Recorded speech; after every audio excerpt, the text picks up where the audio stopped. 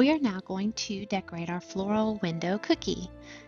Take your arch shape, outline and flood it with your white icing. You will see me double outline the top part of the cookie just to help prevent icing overflow as I flood. I also do not typically flood right next to the line on shapes that are more likely to have the icing fall off the edges. And this just helps keep my cookie looking nice and clean. I will then take my scribe and push my icing to the edges here. So once you're done with this, let it dry for 2 to 3 hours before moving on to the next step.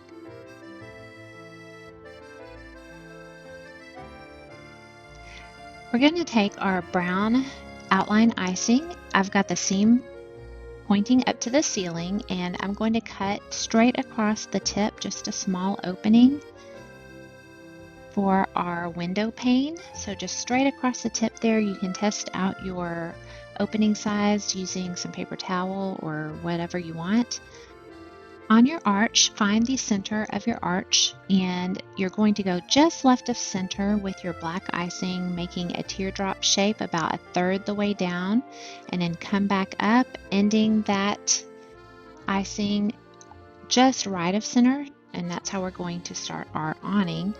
We're going to have white on either side of the black, and you want the top of the awning to be a little bit more narrow than what your bottom is, and you want to end the bottom even with the color you used before. So now I'm doing black, going back up, I'm going closer to center as I go back up, and again on the other side black, making it wider at the bottom of the awning and more narrow at the center. That gives it that realistic awning shape and like it's going around a curved window. I am adding a little bit wider outline there with the black, and then we finish off with our white going up naturally along the arch shape here. Then I'm going to fill in every other color. So I started with white. I'm using a thick flood white icing here. I'm jiggling my bag just to help blend the icing a little bit easier so I won't have to use my scribe. Honestly, this icing would have settled perfectly fine without my scribe, but if you know me, you know I love a good scribe, and I love scribing in my icing. So yeah, I'm going to use my scribe. But if you're doing this movement with your hand as you're flooding, you don't need to use your scribe, really.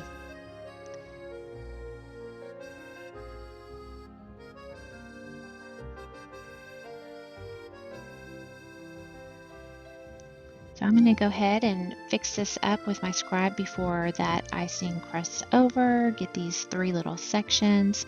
I'm making sure that my icing is at the same end point at the bottom of that awning. I'm pulling the icing a little bit over the line if I need to, and filling in this last white section of awning. Once I'm done with this, I'm going to let the white sections crust over and begin the rest of the details. First, I'm going to take the brown to make my window pane. I'm going to the center of each white part of the awning and going as straight down to the bottom of the cookie as possible. You can see that first line is not very straight, nor is the second one. That's okay if it's not perfect. If you absolutely mess it up and you can't deal, just wait for that line to dry and you can scrape it off cleanly with your scribe. Next, we're going to make 3 lines plus a pane. So I'm starting in the center of this cookie so that I can equally space out these window panes, going between the bottom of the awning and the line, and then going between the top of the line and the bottom of the cookie, and then making a window pane, just doing several lines. I'm not worried about this blending in.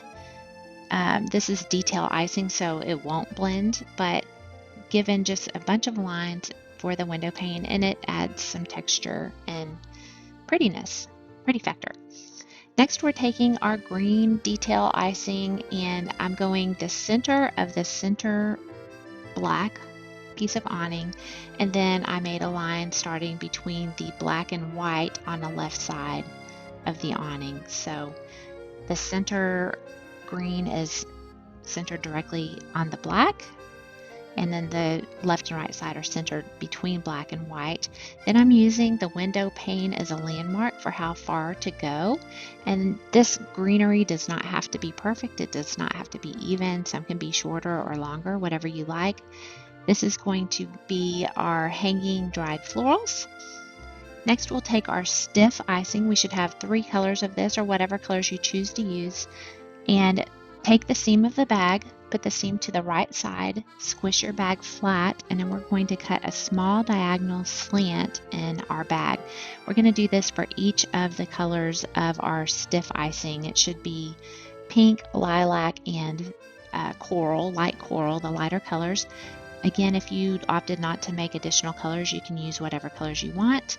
And you can do a little test there, squeeze out a little test squiggle and see how it comes out.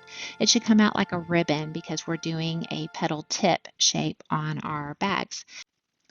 It's best to start your cut small and make the cut larger if it's too small. If you make it too big, you can always rebag your icing. So you see that nice little ribbon. Again, we're using our stiff icing and cutting diagonal cuts across our bag with the seam to the side. And how we're going to hold our bag is pretty much vertically to the cookie, and our opening is at the bottom. So the point of our bag on this video right now, the point of the bag is to the left side, kind of left at 10:30 on the clock. And I'm touching the bag down and just squeezing and moving my hand very slightly for the little squiggles. These micro florals are so easy. They pretty much squiggle on their own because the icing is thick and it's having to push pressure to get through the opening. Again, my opening is kind of on the right side. The tip of my bag is on the left side. I'm holding this bag not quite as perpendicular as I was the last bag.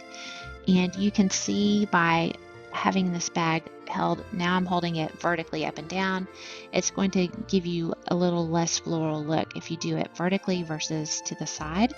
Messed that up and it pulled my green off, but it's not a big deal. I'm just going to cover it anyway. So just squiggle out your icing.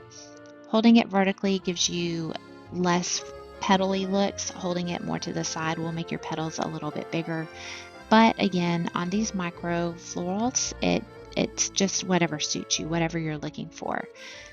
They're not meant to look like perfect little flowers. They're meant to be visualized as if you're far away and you can't really tell what they are.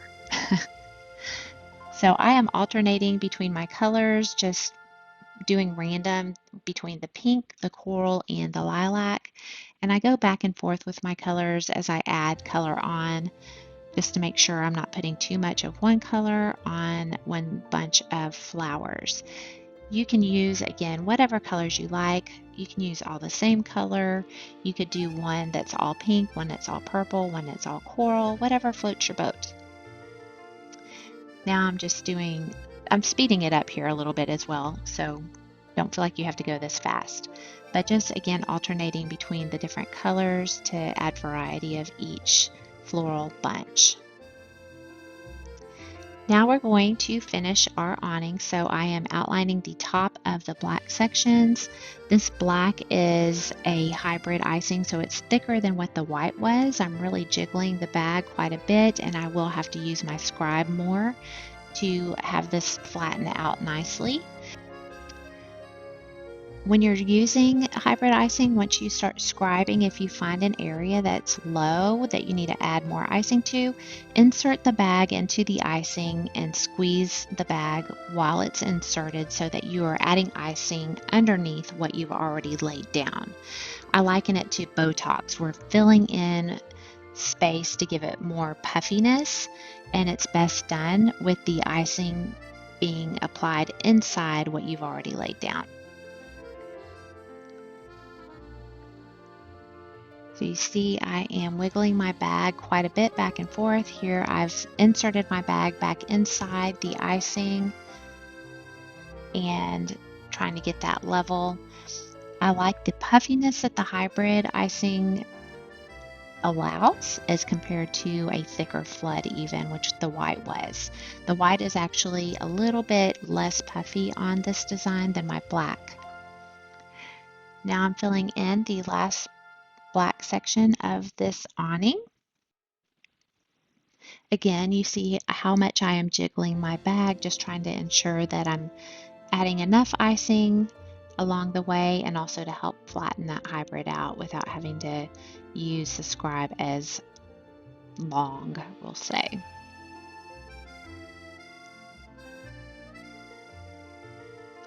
Now I've decided to go ahead and outline each portion of the awning.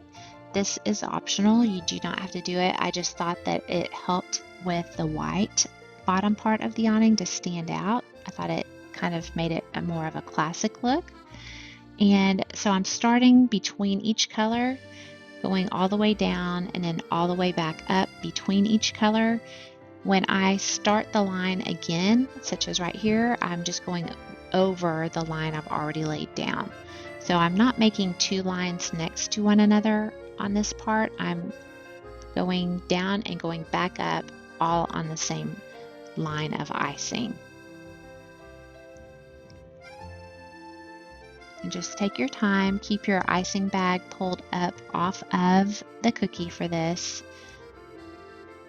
and continue a steady squeeze all the way up, all the way down, and then just gently touch the bag down at the top of the awning. And then use your scribe to snap off any of the little tails you see. And there she is!